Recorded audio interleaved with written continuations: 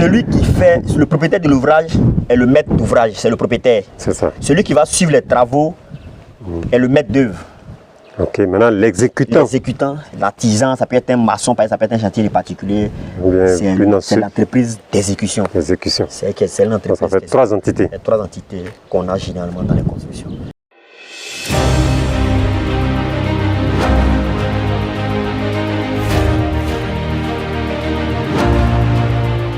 Bonjour chers investisseurs IMO-Finance 5G. Aujourd'hui nous sommes encore avec notre expert du moment, Conan Faucha Hervé, qui j'en suis sûr vous donne de bons conseils afin d'optimiser vos chantiers. Parce que ici nous parlons d'investissement immobilier, ici nous parlons de business. Vous êtes sur la chaîne IMO-Finance 5G. Je reçois beaucoup de questions dans mon inbox. Le 5G ça rime à quoi? Dans une des prochaines vidéos, vous allez savoir le 5G rime à quoi. Il est lancé. À quel moment le professionnel peut arrêter de surveiller un chantier?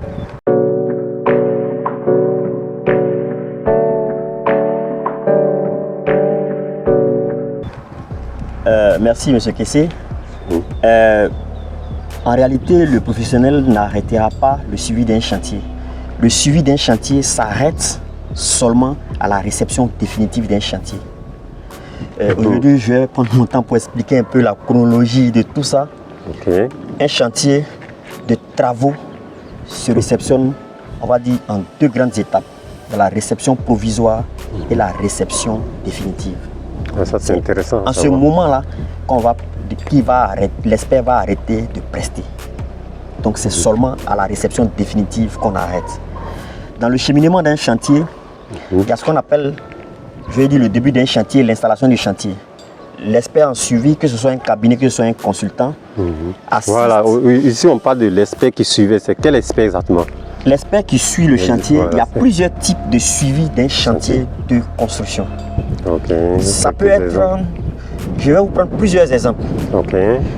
On peut être en train de suivre un groupe de travaux, par exemple, à l'université de Cocody. Nous sommes en train de faire, par exemple, 2 amphithéâtres et un bâtiment, salle de TD, à l'université de Cocody. Je vous rappelle que j'ai suivi de l'étude à la réception définitive des travaux des 2 amphithéâtres à l'entrée de l'université de Cocody, en entrant côté école de police, à gauche, sur l'ancien parking de la Sotra. Les 2 amphis que vous voyez, dont du lycée d'Abidjan, je participe aux études de ces 2 amphithéâtres. Donc, et aussi le suivi. Et le suivi. Donc, je parle de ces 2 amphithéâtres. Je parle d'un projet pareil. Je vais dire celui qui est maître d'ouvrage. À l'époque, le maître d'ouvrage. Maître d'ouvrage, il faut donner c'est le propriétaire. Voilà. Donc, ici, c'est de l'ouvrage. C'est l'État de Côte d'Ivoire. Le ministère de l'Enseignement supérieur. C'était l'État de Côte d'Ivoire, mais c'est le promoteur de ce projet, c'était le district d'Abidjan. À l'époque où le gouverneur était... Le maître d'ouvrage, c'est le propriétaire. Mais comme ici, le propriétaire, finalement, ce n'est pas le district d'Abidjan, c'était l'université de Cocody. Donc, du coup, les 2 sont obligés de travailler ensemble. Collaboration. Les 2 deviennent... Vous allez remarquer que l'université de Cocody était le maître d'ouvrage délégué, parce que c'est son ouvrage. Donc, il cède le district d'Abidjan cède une petite partie au district d'Abidjan qui devient le maître d'ouvrage délégué. Mais l'université cède une partie au district. C'est le district d'Abidjan qui a initié, qui est le promoteur du projet. Voilà. Donc, le promoteur du projet décide de construire un ouvrage. C'est-à-dire que, comme je dis, le maître d'ouvrage décide, lui, d'avoir un certain nombre d'experts en fonction de ce qu'il recherche. Il va dire pour la conception de ces 2 amphithéâtres, je cherche par exemple, je vous donne les TDR, je cherche un ingénieur, non, je cherche d'abord un architecte qui a 10 ans d'expérience en tant qu'architecte. Son expérience spécifique que je cherche, avoir déjà réalisé des travaux dans l'éducation nationale et universitaire. Quand bien même qu'en Côte d'Ivoire, on sait qu'on en connaît le nombre d'universités. Donc celui des architectes qui va venir soumissionner, qui a déjà participé à un des ouvrages de l'université, aura un avantage par rapport aux autres. Donc c'est les spécifications qu'il demande. Il va demander, je veux un ingénieur génie civil qui a par exemple 10 ans d'expérience. C'est juste pour voir les structures qu'on va utiliser dans les bâtiments. Il faut avoir quelqu'un qui a l'expérience. Je veux un dessinateur qui a une qualification de Bac plus de BTS en Côte d'Ivoire. Je vais chercher un maîtreur, celui qui va faire les devis. Il y a l'architecte, mais écoutez, les plans sont faits par un dessinateur. Après, le dessinateur va te dire, je veux un maîtreur. À côté de ça, il va te dire que je veux un topographe. Parce que pour venir faire l'implantation d'un tel ouvrage, parce qu'il y a des gradins dedans, pour l'amphithéâtre, il faut un topographe pour avoir le bon niveau. Donc, il va te dire qu'il veut un topographe de 5 ans d'expérience. À la fin, aujourd'hui, à cause de la protection de l'environnement, il va te dire, je veux un environnementaliste qui a un bac plus 5, qui a déjà, par exemple, entre 5 et 7 ans d'expérience. Il va donner les spécifications que je viens d'énumérer tantôt, qui a déjà travaillé dans l'éducation nationale, qui a déjà travaillé sur un projet universitaire et tout ça. Donc, quand il a fini d'écrire ça, les gens vont venir soumissionner. Quand les gens soumissionnent, ça c'est l'étude, ils vont finir de faire l'étude. Quand on a le marché, on va lancer l'appel d'offres, ça on peut développer aussi, je veux dire, l'appel d'offres, oui. Il va finir tout ça, il va passer au recrutement de l'entreprise. Quand on a recruté l'entreprise, au moment où on recrute l'entreprise, il est judicieux de commencer à recruter le cabinet qui va venir faire le suivi. Parce qu'il est important de séparer celui qui va faire le suivi technique et celui qui a fait la conception. Oui, parce que tu ne peux pas faire à l'arbitre en même temps juge. Voilà. Donc on va recruter le cabinet d'architecte. Généralement, comme c'est vous venez faire le suivi technique, on va te demander, le chef de mission doit avoir une qualification, un ingénieur génie civil d'au moins 10 ou 15 ans. Ça dépend de l'ampleur des travaux et ça dépend de la qualification qu'on cherche. On va demander un ingénieur de 10 ans, un environnementaliste, un topographe. Je vais dire, on va demander un certain nombre d'experts. Et ceux-là. Mais on sait que bon, toi tu as 17 ans, donc voilà. Tu as dépassé tout. Celui-là sera dans. Ils vont venir faire le suivi. On va te dire, le chef de mission par exemple, lui il presse par exemple 2 fois dans le mois. Donc chaque mois, il a obligation de passer 2 fois sur le chantier. C'est son obligation qu'il a. Ou on va dire 3 fois, 4 fois, ça dépend de ce que les termes de référence vont demander. Mais on va dire qu'il y a un surveillant de chantier. Lui, il est là en permanence. Chaque fois que le chantier est ouvert, il est là. Comme je disais, au bout de toute cette chaîne, le suivi commence dès la prise de position du chantier. On commence à faire tout ce qui est PV de réunion de chantier, tout ce qui est constat et tout ça, jusqu'à ce qu'on arrive à la fin des travaux. Quand on a la fin des travaux, l'entreprise va dire, vous m'avez donné 10 mois, les 10 mois sont épuisés, j'ai fini les travaux. Je souhaite que vous veniez faire la réception provisoire des travaux. Est-ce que vous comprenez? En ce moment-là, le chef de mission va inviter le maître d'ouvrage pour lui dire l'ouvrage là, on a fini. On a fini, bien réceptionné. Entre-temps, pour un chantier qui évite des problèmes, ils ont déjà fait ce qu'on appelle une pré-réception. C'est-à-dire qu'on a vu de façon technique qu'est-ce qui est bon, qu'est-ce qui n'est pas bon, et bon, on a fait une pré-réception. Mais on va faire la réception provisoire maintenant. On va dire avec tout le monde, le maître d'ouvrage, celui qui a commandé son œuvre, va venir voir est-ce que c'est ce que j'ai commandé qu'on a fait. Donc en ce moment-là, en fonction du cahier de charge toujours. Le maître d'ouvrage vient, on prononce la réception provisoire avec réserve ou sans réserve.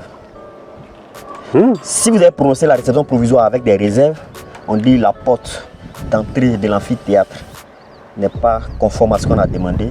On va demander à l'entreprise de corriger.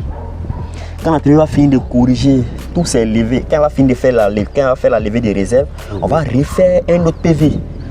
PV de levée des réserves qu'on va joindre au PV qu'on avait fait précédemment. En ce moment-là, on a maintenant le PV de réception provisoire sans réserve. En ce moment-là, les travaux sont réceptionnés de façon provisoire. Et après les travaux provisoires, comme je dis, c'est pour ça que je disais que le travail du maître d'œuvre, qui est le suivi, ne s'arrête pas. On va donner une période de garantie de 1 an pour les travaux de construction en Côte d'Ivoire. On donne 1 an de garantie. Pour que, en fait, les 1 an de garantie là. C'est pour nous permettre de voir si le bâtiment va connaître des désordres structurels. En fait, on va faire une retenue de 5 à 10% sur l'ensemble de son montant de marché. C'est-à-dire que si son marché fait 100 millions, on va retenir entre 5 et 10 millions, ce qui constitue la retenue de garantie. Pendant une période de 12 mois, de 1 an. Et en ce moment-là, quand les 1 an sont arrivés, le maître d'œuvre va commander. Que ce ne s'est pas écroulé. On va s'assurer qu'on n'a pas de désordres structurels dans le levé. Donc, désordres structurels, c'est un peu trop gros mot. C'est-à-dire que c'est cassé. Oui, on va se rendre compte que, par exemple, les fenêtres ne sont pas dues à l'usage. Les murs ne sont pas tordus. Les murs, il y a des fissures dedans. La dalle ne s'est pas écroulée. Les poignées ne sont pas de bonne qualité. Mais ce n'est pas dû à l'usage de l'utilisation, parce qu'un poignet peut être dû à l'usage de l'utilisation. Une lampe, je vais dire, on va constater que le bâtiment a résisté au temps. Et on va refaire, le maître d'œuvre va commanditer une visite avec l'entreprise qui a eu des travaux. Ils vont faire une visite tripartite ou je vais dire une visite. Une visite à 2 pour ou à 3. Ou à 3. Généralement, c'est important, très souvent, c'est important en ce moment-là d'associer le maître d'ouvrage. Il avait déjà vu à la réception provisoire. Donc on va vérifier ensemble. Mais il faut qu'il soit là. Est-ce que c'est comme ça qu'il veut voir son bâtiment? Et s'il y a des malfaçons dues au temps, on va dire à l'entreprise de les corriger avant de lever sa garantie. Quand l'entreprise a fini de lever, on va lui délivrer maintenant. On va faire le PV de réception définitive. À ce moment-là, l'entreprise est libérée. On va dire c'est fini maintenant. Garantie. Non, pas que. Il arrive sur des chantiers importants où il y a ce qu'on appelle la garantie décennale. C'est 10 ans. L'entreprise va souscrire à une garantie décennale. Et ça, c'est un contrôle, une normalisation des risques. En Côte d'Ivoire, il y a Bureau Veritas, il y a Socotec, il y a APAV. C'est ce que j'ai en tête pour le moment. C'est eux qui font la normalisation des risques. Tu vas prendre, l'entreprise va souscrire à une assurance décennale. Donc, le bâtiment est sous garantie pendant 10 ans. C'est-à-dire que pendant 10 ans, s'il y a des défauts, elle a obligation de réparation. C'est le maître d'ouvrage, c'est le maître d'œuvre. Non, l'entreprise d'exécution. C'est l'entreprise qui souscrit à la garantie décennale. C'est l'entreprise qui a exécuté les travaux là. C'est celui qu'on appelle maître d'œuvre. Non, c'est que l'entreprise d'exécution, le maître d'œuvre, c'est celui qui fait le suivi. Non, le maître d'ouvrage, c'est le propriétaire. Je récapitule, monsieur, ici. C'est important pour mes gars. Celui qui fait, le propriétaire de l'ouvrage est le maître d'ouvrage, c'est le propriétaire. C'est ça. Celui qui va suivre les travaux est le maître d'œuvre. Ok, maintenant l'exécutant. L'exécutant, l'artisan, ça peut être un maçon, ça peut être un chantier de particulier. C'est l'entreprise d'exécution. C'est l'entreprise. Ça fait 3 entités. Les 3 entités qu'on a généralement dans les constructions. Donc si on a demandé au moment de commencer le bâtiment à souscrire une garantie décennale, ça veut dire que l'entreprise reste sous garantie pendant 10 ans. Si on ne l'a pas fait, c'est une garantie de 1 an. Après 1 an, on libère sa caution. On lui donne son argent. Voilà. Donc c'est comme ça que ça fonctionne. Donc un chantier n'est libéré qu'à la réception définitive des travaux. On ne libère pas un chantier. Il peut y avoir des malentendus en cours de route où le chef ou le maître d'œuvre et le maître d'ouvrage ne sont pas d'accord sur les normes. En ce moment-là, le maître d'œuvre, la loi dit qu'il peut arrêter les travaux. Mais ça, c'est pour suspendre les travaux. Parce qu'ils ne s'entendent pas sur les normes. Parce que le garant des normes, c'est le maître d'œuvre. Donc le maître d'ouvrage ne peut pas lui imposer des normes qu'il veut. Si les recommandations du maître d'ouvrage dépassent les normes, le maître d'œuvre peut faire arrêter les travaux. Mais je dis pour quitter sur un chantier de façon définitive, c'est seulement après la réception définitive des travaux.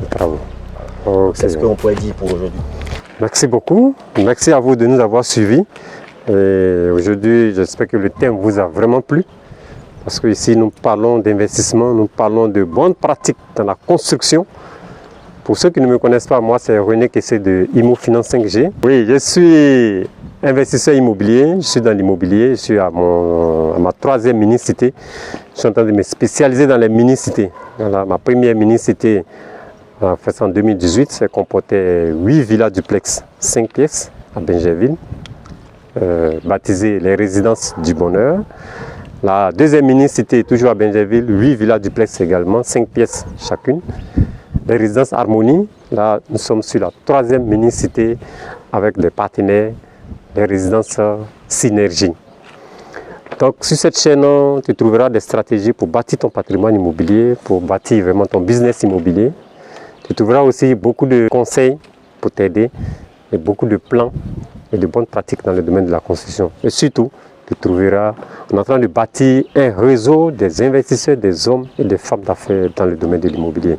Donc je t'invite à nous rejoindre en cliquant sur la cloche de notification, en t'abonnant à la chaîne et en partageant cette vidéo qui peut aussi, de la même manière que cette vidéo t'a fait du bien, ça peut aussi faire du bien à quelqu'un d'autre.